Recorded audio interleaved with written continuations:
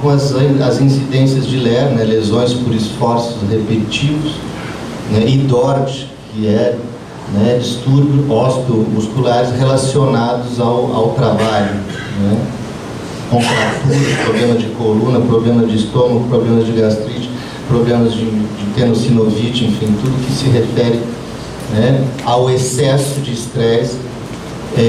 Junto a isso, numa situação onde o estresse se eleva e os problemas de LER-DORT se elevam, temos também que considerar as incidências de burnout, né, que é o extremo do estresse, né, que é o esgotamento, que é a pessoa que ela continua até trabalhando, né, ela continua até indo ao trabalho, mas ela como que ela queimasse as suas energias, não só físicas, mas psíquicas. É um estado de desânimo, de perda de razão de trabalhar, perda de sentido de trabalhar, mas ela tem que continuar, porque precisa, mas é um estado de quase que morte em vida, né? Então, as situações de burnout são as situações a que chegam esses casos de estresse que são crônicos, que produzem LER-DORT, e daqui a pouco o sujeito, né? Junto com isso, em situações onde o estresse, o burnout e os problemas de LER-DORT acontecem, é também necessário considerar as relações de trabalho como que vão sendo comprometidas. As relações de trabalho. E as relações de trabalho comprometidas, relação entre os pares, relação entre a hierarquia, relações, né, entre o próprio público a qual você serve, essas relações de trabalho, elas vão se tornando cada vez mais tensas, cada vez mais duras, cada vez mais violentas. E nisso a gente encontra a propagação, né, do que se chama assédio moral, né, o rebaixamento do outro, a humilhação do outro, condutas, né, violentas de abuso de poder em relação ao outro, que vão rebaixando, né, a pessoa até graus que chega ao insuportável, né?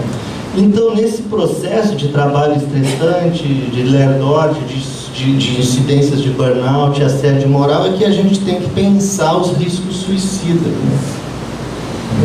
Riscos suicidas não é só o ato de suicidar, né? É a ideação suicida também, né? Para cada ato suicida, você pode ter certeza que aquele ato, se for fazer uma pesquisa sobre a ideação suicida daquele coletivo que está envolvido naquela situação, que tal pessoa se suicidou, vocês vão ver que são inúmeros pessoas que já pensam em suicídio ou já pensaram em suicídio. Então, um ato suicida nunca é um ato individual, por mais que ele seja daquela pessoa, mas ele representa um estado de degradação das condições de bem-estar no trabalho. O ato suicida quando é vinculado ao trabalho, claro, mas quando tem vinculação, né, ao trabalho, ele representa muito mais do que o ato de uma pessoa. Ele representa uma situação de trabalho bastante grave, né, onde as pessoas vão se comprometendo na sua qualidade psíquica e física. E cada ato suicida, ele repercute no trabalho de uma maneira absolutamente grave. Vocês devem ter vários exemplos, imagino, né, de cada um ato suicida, além de todo o problema que gera para a pessoa, no sentido para a pessoa até chegar no ato e para a família do sujeito, mas assim, ele repercute como uma bomba, né, dentro das relações de trabalho, dentro dos conjuntos daquelas pessoas que recebem aquele, que são impactadas por aquilo, né? Então, isso vai criando um círculo vicioso, né? Vai criando, o trabalho vai se degradando, vai gerando mais estresse, mais LER-DORT, mais burnout, enfim, é um círculo que só vai piorando se nós não tentamos intervir, né? Então, pensando nisso, né, para pensar o trabalho, né, essas informações eu fui tirando de coisas que a Natália, que eu pude ver nas informações aí sobre a realidade de vocês. Então, para pensar o trabalho, primeiramente, né, eu coloquei ali que existe uma coisa é a organização do trabalho, outra coisa é as condições de trabalho e outra é a relação de trabalho, né? É importante dividir, né, no mínimo pensar esses três. Quando penso no trabalho, a organização de trabalho refere-se à estrutura, à hierarquia, às formas de mando de poder, a estrutura da carreira, os cargos, salários, isso é estrutural do trabalho. As condições de trabalho que desdobra dessa estrutura, né, ela se refere aos meios que vocês têm, seja humanos, seja materiais, para trabalhar. E as relações de trabalho que não são só aquilo que está nos manuais, não é aquilo que está prescrito, é como que as pessoas no dia a dia se comportam uma com as outras, né? Então, refere-se aos tipos de laços sociais e afetivos, né, que dentro da organização de trabalho existe, e fora da organização de trabalho, principalmente com a sociedade. Nisso, quando eu comecei a pensar nisso, eu nas relações de trabalho do policial, né, do policial civil, aí as coisas começam a ficar bastante preocupantes, né? A relação quando eu peguei algumas informações aí de palestras que vocês já tiveram aqui, a relação com o trabalho, por exemplo, a relação com o trabalho externa, com a sociedade, eu percebi que existe esse sentimento de desprezo, de desvalorização do policial civil pela sociedade, né? Extremamente forte, né? A polícia civil é uma latrina a latrina da sociedade. Estava numa das apresentações aí que eu pude ter acesso, né? Policial desprezado e desaparelhado gera descrédito e desrespeito da população. As relações de trabalho internas, além disso, quer dizer, com a sociedade, é permeado por essa desqualificação e desvalorização. E as relações internas, que eu vou falar mais à frente, logo em seguida, extremamente perpassadas pelas relações de violência que o assédio moral representa. Então, quer dizer que, né, as relações de trabalho na Polícia Civil me parecem muito, muito preocupantes.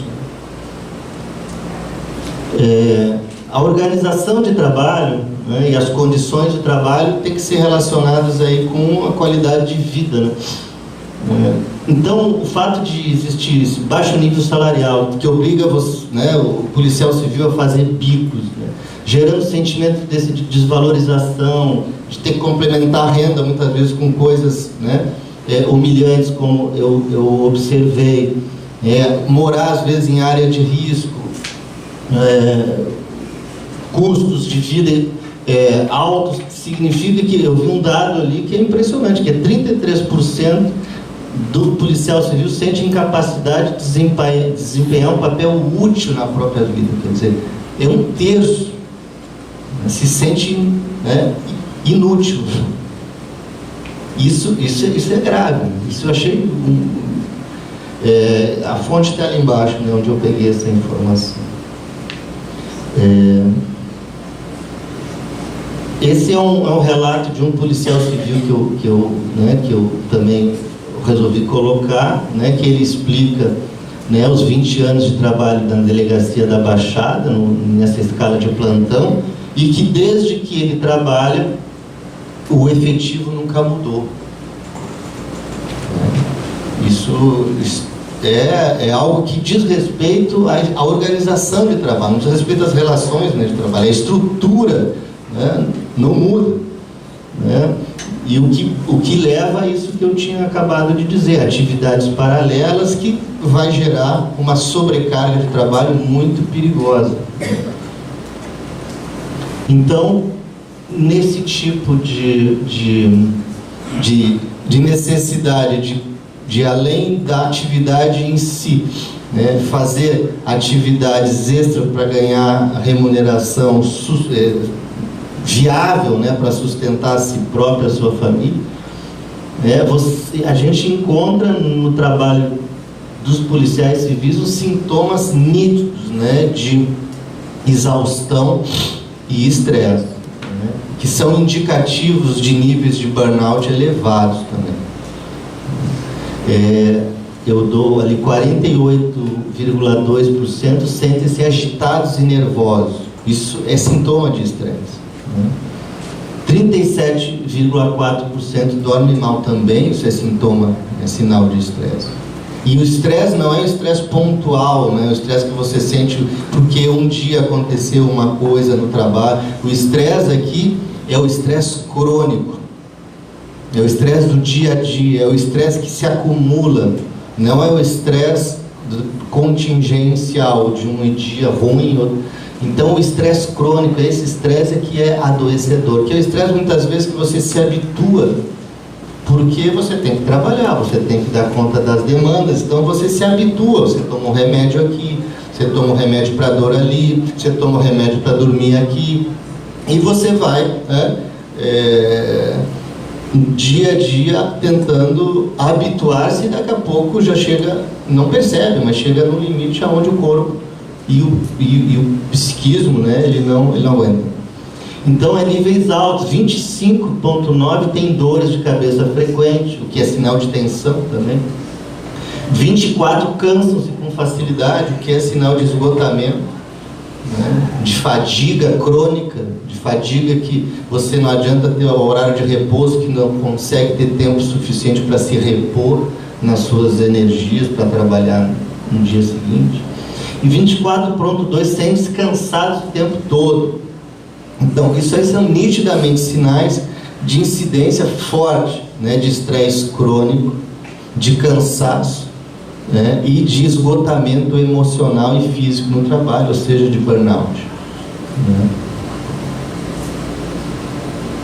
né. Além disso, eu observei nas informações que eu pude ter sinais de comprometimentos psíquicos, que eu diria mais graves, né, que já nos aproxima de riscos suicidas, né. Essa pesquisa dos policiais civis no Rio de Janeiro, 914 policiais civis, que detectou 21% de presença de sofrimento psíquico nos policiais civis. E os sinais e sintomas de comprometimento psíquico ainda mais graves.